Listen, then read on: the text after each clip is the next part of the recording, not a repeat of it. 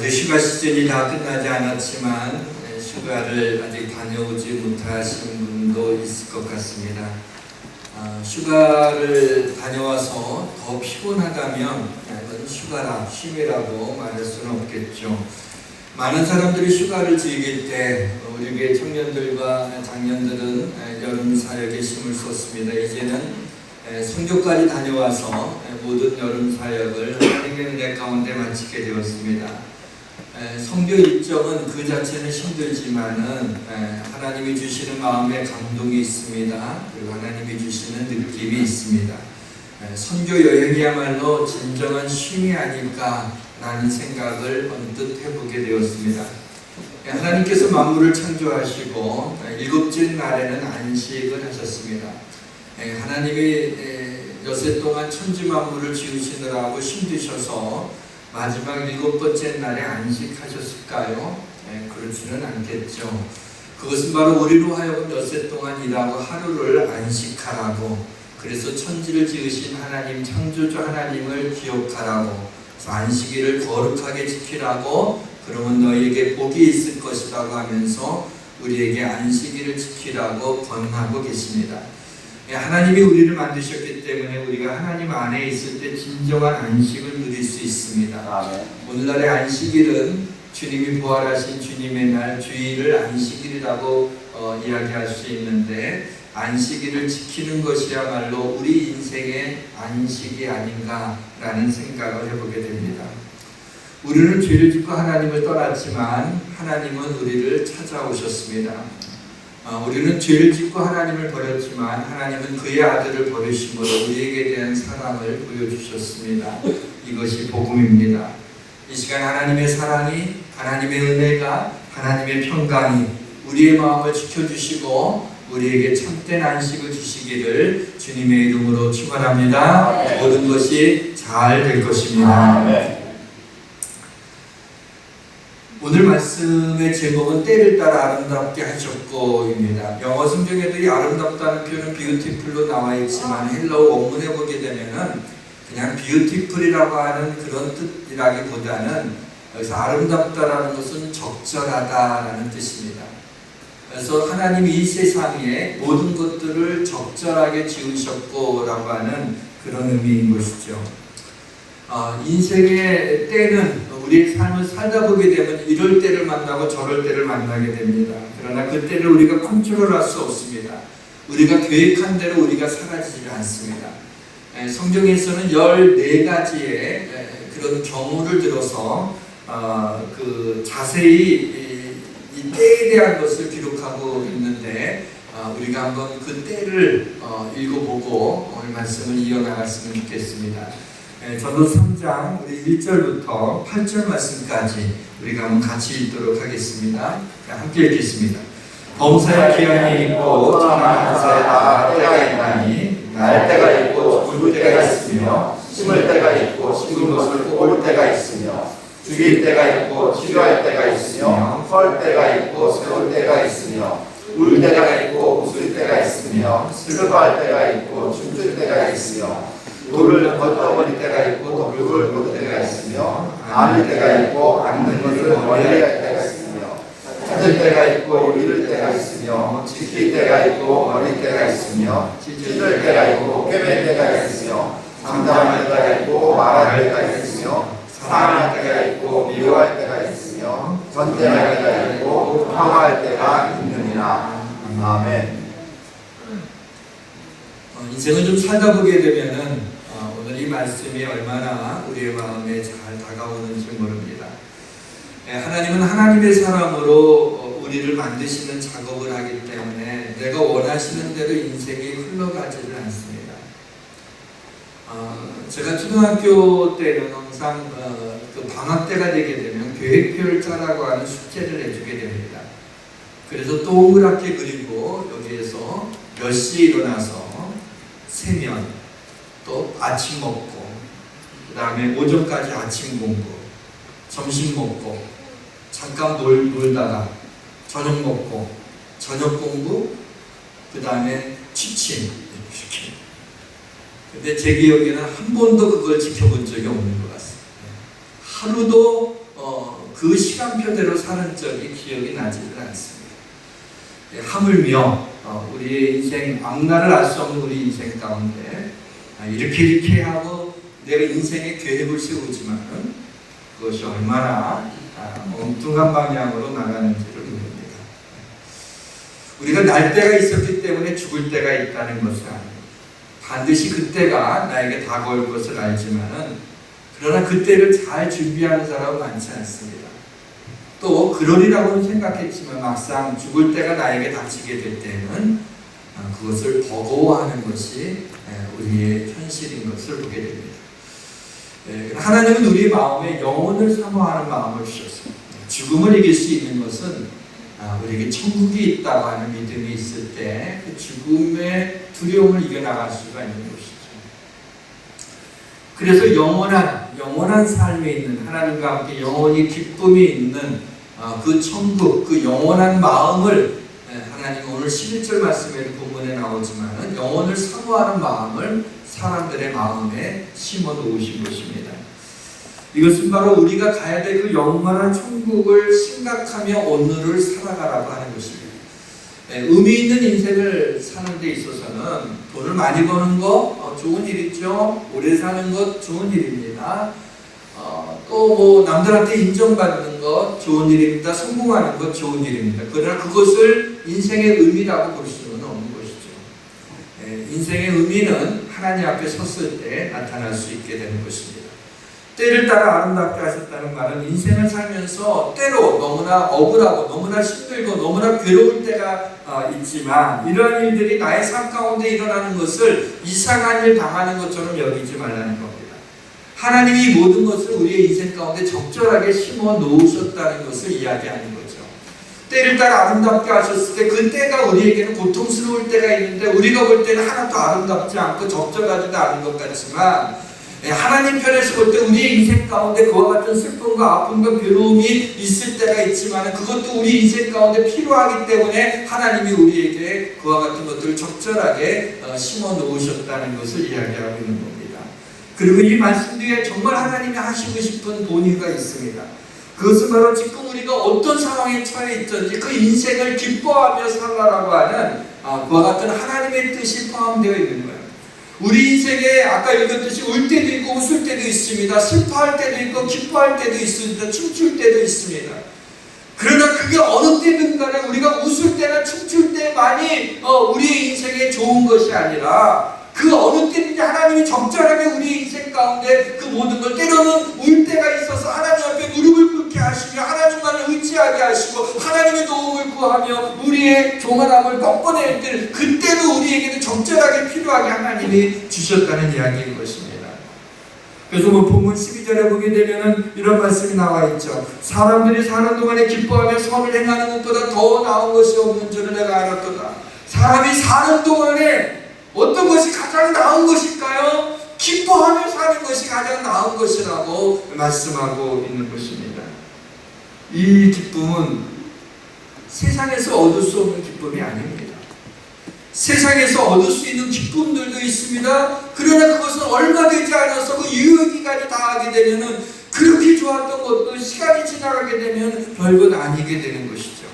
세상에 줄 수 있는 어떤 즐거움보다도 하나님 안에서 더 큰 기쁨을 누리며 살아야 되는 것입니다. 아멘. 오늘 이 자리에 기뻐할 수 없는 분들도 있을 거라고 생각합니다. 가슴이 아프고 마음이 괴롭고 고난당한 성도들이 있다는 것도 잘 알고 있습니다. 그럼에도 불구하고 이 시간 하나님께서 우리 인생의 모든 곤고함을 삼킬 수 있는 기쁨을 주시고 우리가 이것을 믿음으로 믹스시킬 수 있는 은혜가 있기를 주님의 이름으로 축원합니다. 아멘. 우리 인생에는 여러 가지 일들이 섞여 있습니다. 울음과 기쁨이 섞여 있습니다. 하루 24시간 가운데서도 이 울음과 웃음이 섞여 있다는 것을 성경이 이야기하고 있습니다. 저녁에는 울음이 깃들일지라도 아침에는 기쁨이 오리로다라고 시편 기자는 우리에게 알려주고 있습니다. 우리의 때를 우리의 타이밍을 우리가 추가할 수 없어요. 우리가 울 때도 우리는 그냥 울어야만 됩니다. 우리에게 웃을 때가 있는데 그때는 웃으면 되는 겁니다. 내게 슬플 때가 있는데 슬픈 것은 내가 원하지 않는다고 그 슬픈 것을 우리가 버릴 수가 없습니다. 우리의 삶에 오는 것은 그 때를 우리가 추가할 수 없기 때문에 어떤 일들이 일어나든지 우리는 흠뻑 우리가 그냥 그 모든 것들을 우리의 몸으로 받아내며 인생을 살아가야만 되는 그러한 존재들입니다. 때로는 왜 나한테 이런 일이 일어나는지 알 수 없는 그 퍼즐 때문에 힘들어하는 분들이 있습니다. 내가 그렇게 믿음으로 살려고 애를 썼는데, 내가 그렇게 하나님 앞에 기도했는데 하나님이 나를 불꽃 같은 눈동자로 지켜주신다고 하면서 왜 나한테 이렇게 남들이 겪지 못하는 큰 아픔이 내가 겪어야만 되는지 이해가 되질 않습니다. 아니 어쩌면은 내가 당하고 있는 이 고난보다도 이 어려움보다도 왜 하나님이 나에게 이 어려움을 주시는지 그것이 이해가 되지 않아서 이 퍼즐이 맞춰지질 않아서 더 힘들고 괴로운 분들도 있는 것을 볼 수가 있습니다. 많은 악기들이 이제 연주회를 하게 될 때 오케스트라가 쫙 모여 있습니다. 보기만 해도 아주 그림이 너무 좋죠. 그런데 거기서 이제 그 시작하기 전에 튜닝을 다 하게 됩니다. 그래서 이제 각자 자기 악기의 소리를 갖다가 아마 잘 맞추는 거예요. 음을 잘 맞추는 거겠죠. 근데 그때 보면은 시끄러울 수가 없어요. 찌릿찌릿 하고 뭐 푸푸푸푸 하고 그러고 아주 듣기가 싫어요. 그 음악 소리가 듣기가 싫어요. 그런데 아주 멋진 옷을 입은 지휘자가 탁 나와서 탁 하고 어떤 한 음악에 맞춰서 연주를 시작하는 순간에 조금 전에 자기 악기들이 같이 그 많은 악기들이 자기 소리를 낼 때는 그 듣기 싫었던 것이 지휘자의 손에 들려서 그 음악을 만들어내게 됐더니 어쩌면 저렇게 아름다운 음악이 나올 수 있는가 하면서 우리의 마음에 감동을 받게 됩니다. 참 아름다운 사운드가 나오는 것을 보게 됩니다. 여러분 우리 인생 가운데 많은 에피소드들이 있습니다. 얼마나 많은 일들이 만나는지 모릅니다. 때로는 너무나도 기쁘고 즐거워서 춤을 출 때도 있었지만은 때로는 우리의 가슴을 후벼파며 슬퍼하며 눈물을 흘릴 때도 있었습니다. 그 많은 에피소드를 가운데 우리 하나님께서 진정한 마에스트로가 되시는 우리 하나님이 나의 인생을 주의하신다면 나의 삶의 모든 것들을 통하여 하나님이 영광을 받으시고 우리의 삶을 복되게 하시는 하나님의 은혜가 있음을 믿으시길 주님의 이름으로 축원합니다. 때로 나에게 왜 이런 일이 일어나는지 알 수 없는 퍼즐도 하나님의 손에 맡겨드리게 되면 하나님이 깨닫게 하시고 저녁에는 울음이 깃들일지라도 아침에는 기쁨이 오게 하시는 전능하신 하나님의 능력이 우리 가운데 있음을 믿으시길 주의 이름으로 축원합니다. 아멘. 광야 생활과 같은 척박한 인생 가운데에서도 하나님이 들어오시면 기적이 일어나는 것입니다. 아멘. 이스라엘 백성들이 이집트에서 노예 생활을 하면서 하나님 앞에 우리를 구원해달라고 요청을 했습니다. 하나님이 모세를 통하여 그들을 엑소도스 시킵니다. 애굽에서부터 이집트에서 나오게 합니다. 그런데 바로 가나안 땅에 젖과 꿀이 흐르는 약속의 땅에 들여보낸 것이 아니었어요. 바로 광야길을 걷게 하신 것입니다. 근데 이들이 광야길을 걸으면서 이게 만만하지 않다는 것을 알았어요. 때로는 목이 마릅니다. 때로는 배가 고픕니다. 때로는 뜨거운 태양이 내리쬐입니다. 그리고 걸어도 사막과 광야만 나오게 되니 이 백성들이 너무나 힘들어서 하나님 앞에 원망하고 불평하고 이러려면 차라리 그냥 애굽에 있었던 게 좋았을 텐데 애굽에 매장지가 없어서 우리를 광야까지 이끌어내서 여기서 죽이려고 하느냐라고 말도 안 되는 소리까지도 푸념하며 그게 인간이죠. 말도 안 되는 소리를 하는 그렇게 하게 됩니다. 그러나 생각해보게 되면 그거 분명히 어려울 때였어요. 그 광야길을 걸어가는 우리 인생이 광야길을 걸어가는 것 같다고 얘기하잖아요. 얼마나 힘든 길이었는지 모릅니다. 그러나 그 광야길에 하나님께서 아침마다 새벽마다 만나를 내려주시는 기적이 일어나지 않았습니까? 그때 하나님께서 메추라기 떼를 지상에서 1m로 우리의 손에 잘 잡히게끔 메추라기 떼를 천천히 보내주시며 고기가 먹고 싶을 때는 그 메추라기를 잡아서 먹을 수 있도록 하나님이 부르지 않았어요. 목이 마를 때는 반석을 쳐서 생수가 나오게 되는데 강같이 흐르게 되는 건 사막에 강같이 흐르게 된다는 게 그 얘기입니다. 낮에 더울 때는 하나님이 구름 기둥으로 뜨거운 태양을 막아주셨습니다. 그리고 그 구름으로 인도하시며 밤에는 그 불기둥으로 인도하시며 그 불로 광야의 기온이 영하로 내려가는 것을 막아주며 얼어 죽지 않게 하시는 하나님의 기적이 날마다 일어나지 않았습니까? 우리 삶의 광야길을 걸어가면서 때로는 더 힘들 때가 있습니다. 그러나 그 힘들 때야말로 하나님이 우리를 긍휼히 여겨주셔서 우리와 함께 하시며 우리 가운데 그 어려운 가운데 기적을 베풀어 주시는 하나님의 능력이 있음을 믿으시기를 바랍니다. 아멘. 우리는 평안한 생활을 원합니다. 그러나 생각보다 우리의 인생이 녹록치 않음을 잘 알고 있습니다. 그래서 한평생을 살면서 내가 이렇게 힘들게 어렵게 살았으니까 우리 자식놈들한테는 그렇게 힘들지 살게 하지 말아야 되겠다고 생각하고 많은 애써버린 돈을 다 물려주려고 하지만 자녀들은 그걸 가지고 방탕하게 되고 잘 쓰지를 못합니다. 그리고 자녀들이 아끼려도 돈이 아무리 많아도 역시 눈물 흘리는 일들이 인생에 없을 수가 없는 거예요. 어느 목사님이 저한테 한번 문자를 보냈어요. 무슨 일 때문에 너무 목사님 너무 감사해요. 제가 목사님 앞으로는 꽃길만을 걷게 하겠습니다. 에이구, 네, 안 믿는다 그랬어요. 우리 이제 꽃길만을 걸을 수는 없는 평안한 생활을 원하는데 왜 이렇게 평안하지 못할까요? 돈이 없어서 평안하지 못하는 사람들도 있어요. 돈은 있는데 몸이 아파서 평안하지 못한 사람도 있어요. 돈도 있고 건강한데 마음이 괴로워서 평안하지 못한 사람도 있어요.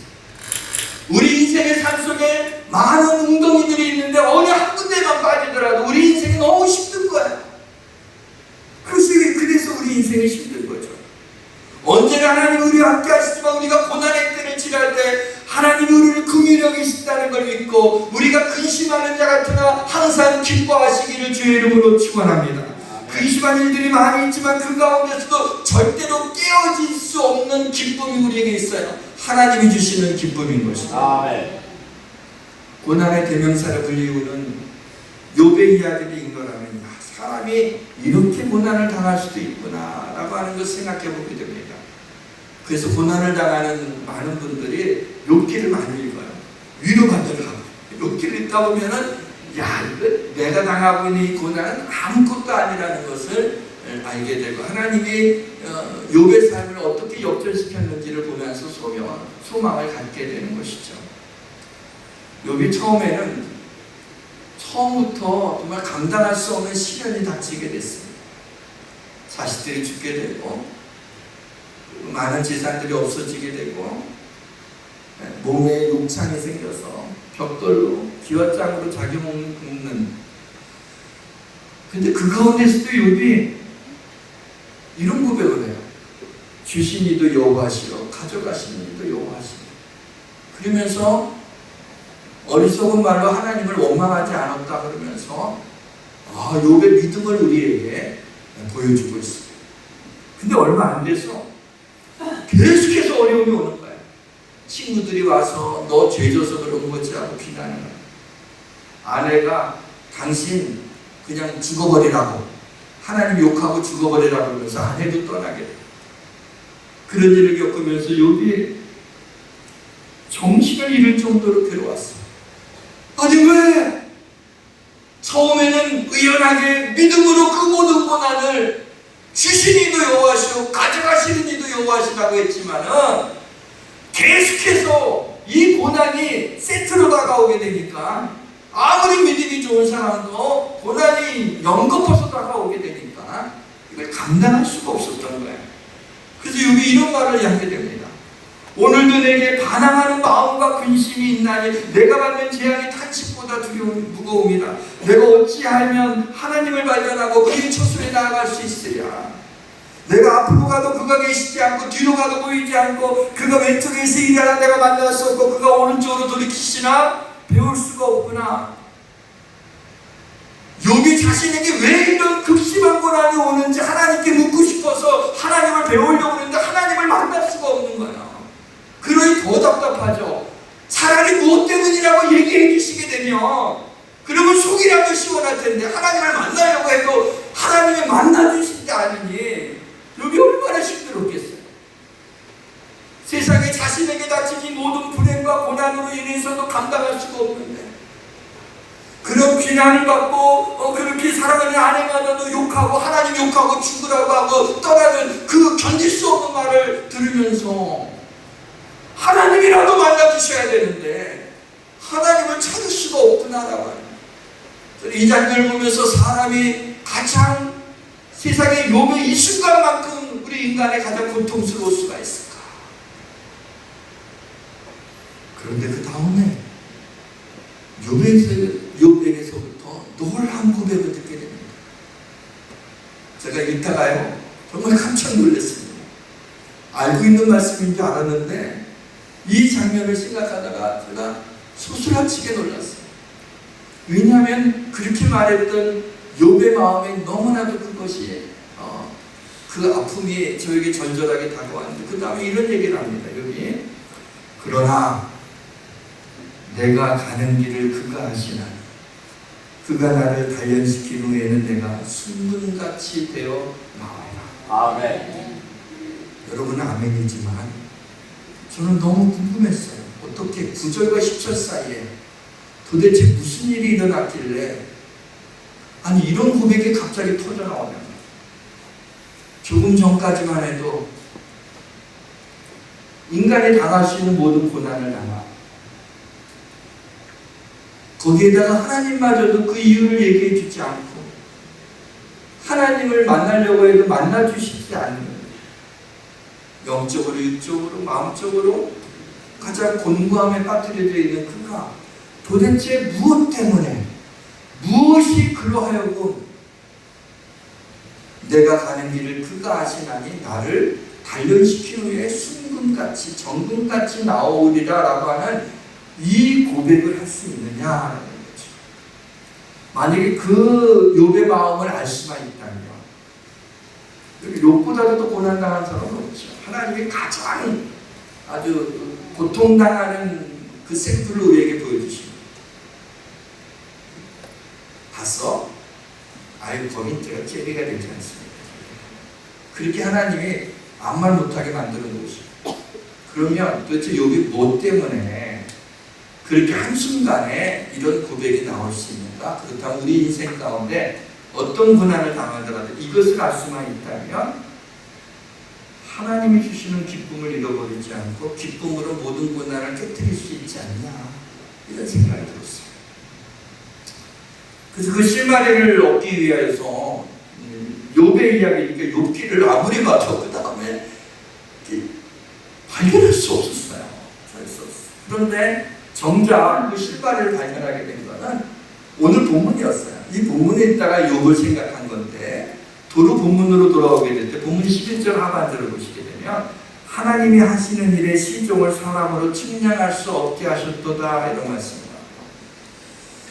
하나님이 하시는 일을 사람이 측량할 수 없다. 그 앞날을 알 수가 없다는 겁니다. 또 전도서 7장 14절에는 형통한 날에는 기뻐하고 곤고한 날에는 되돌아봐라. 이 두 가지를 하나님 병행하게 하사 사람이 그의 장래일을 능히 헤아려 알지 못하게 하셨느니라라는 말씀입니다.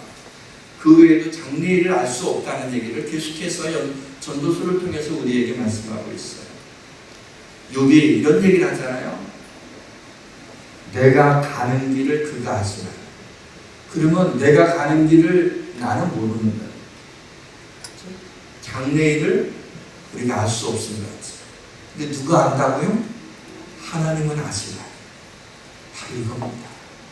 우리는 장래일을 알 수가 없어요. 앞으로 어떤 일이 일어나는지 알 수 없어요. 지금 나한테 이런 고난이 오고 이렇게 마음에 찢어지는 정말 심장이 파열되는 그런 아픔이 있더라도 왜 그러는지도 알 수가 없어요. 누가 알아요? 그가 아시나. 하나님이 아신다. 그렇다면 왜 나한테 이런 고난이 오는지에 대해서 내가 꼭 알 필요가 없는 거죠. 그가 아시나.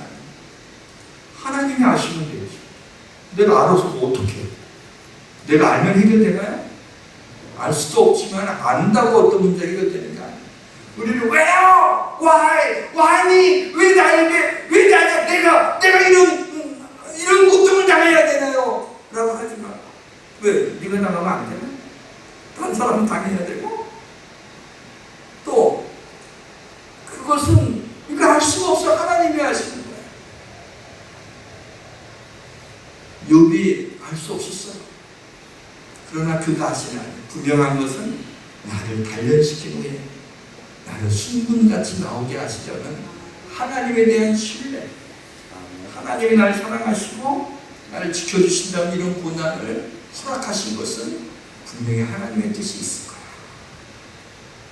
하나님이 이것을 어떻게 역사하실까? 그 믿음대로 욥기의 마지막 부분을 보게 되면 그 전보다도 갑절이나 축복하셨다는 그런 내용으로 욥기를 마무리하고 있는 것을 볼 수가 있습니다. 아마도 우리가 알거니와 하나님을 사랑하는 자, 곧 그 뜻대로 부르심을 입은 자들에게 모든 것을 합력하여 선을 이루리라고 하는 이 말씀이 어쩌면 이렇게 맞아들을까?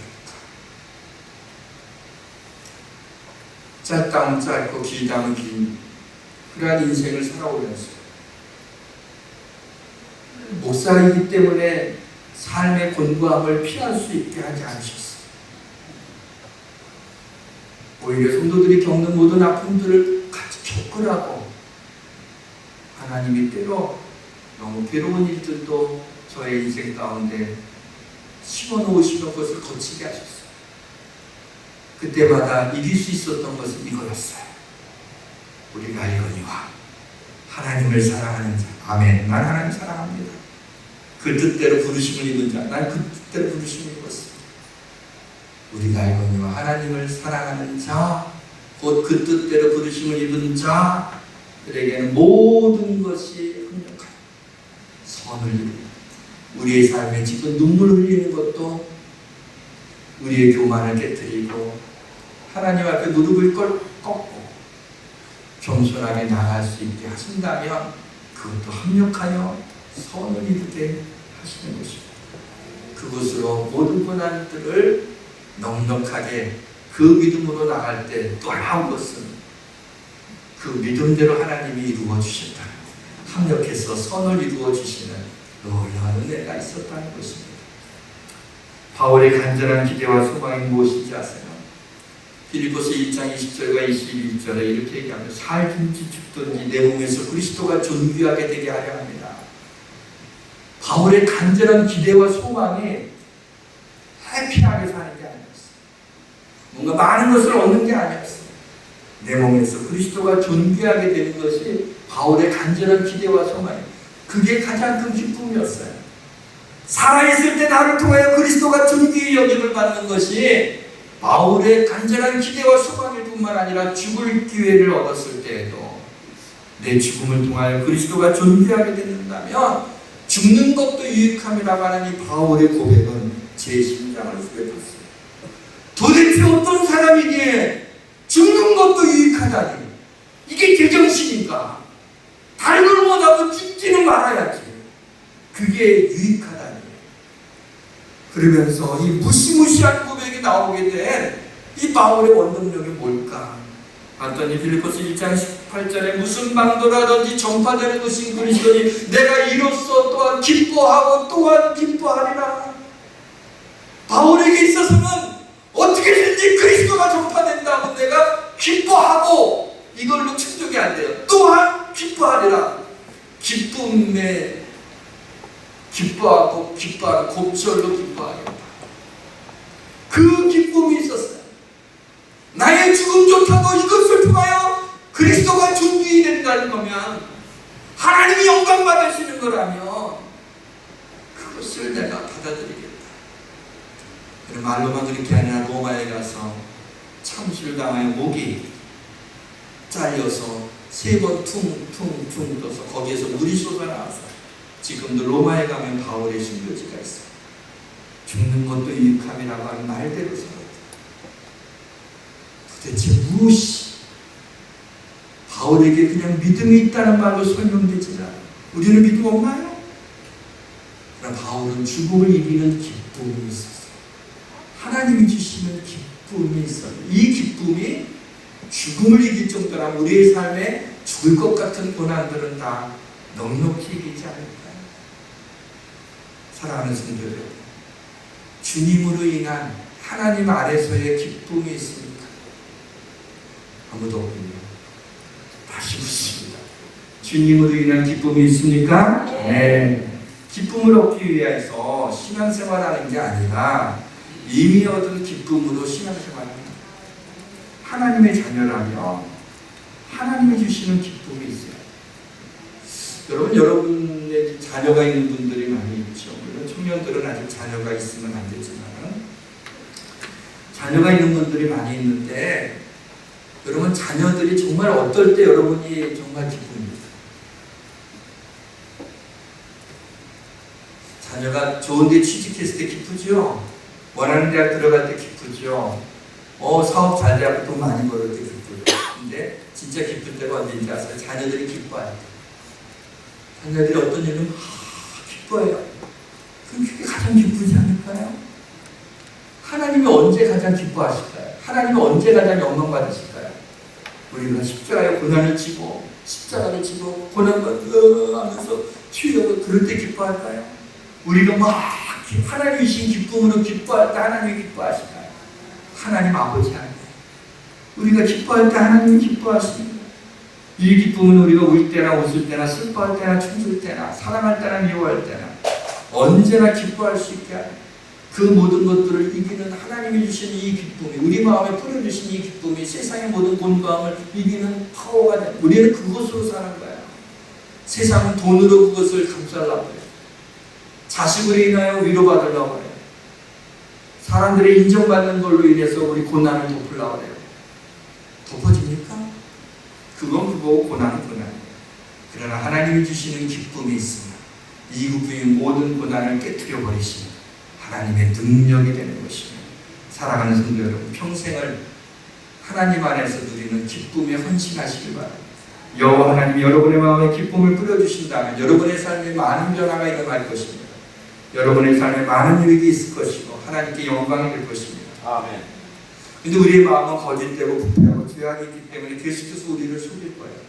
여러분 그걸 잊지 마세요. 지금이라도 하나님의 기쁨이 내 마음에 충만하다. 이제 이 기쁨으로 이기면 나다가 나가서 저축사가 한번 나면 다 없어져요. 다시 원상태로 돌아와요. 왜? 우리의 마음이 거짓되고 부패하고 우리 죄악된 마음이기 때문에. 그래서 이 말씀에 동의한다면 여러분은 평생의 이 거짓된 열망을 우리의 마음의 이 말을 성령의 검으로 찔러서 거짓된 영을 죽이기 위해 싸우는 거예요. 그것을 매일 해야 됩니다. 그것이 우리의 인생입니다. 사랑하는 성도 여러분, 여러분이 하나님 안에서 가장 큰 기쁨을 누릴 때 하나님이 여러분 안에서 가장 큰 영광을 받으시는 것을 믿으시길 주님의 이름으로 축원합니다. 우리 찬양합시다. 내 영이 주를 찬양합니다. 내 영이 주를 찬양합니다. 내 영이 주를 찬양합니다. 내 영이 주를 찬양합니다. 내 영이 주를 찬양합니다. 내 영이 주를 찬양합니다. 내 영이 주를 찬양합니다.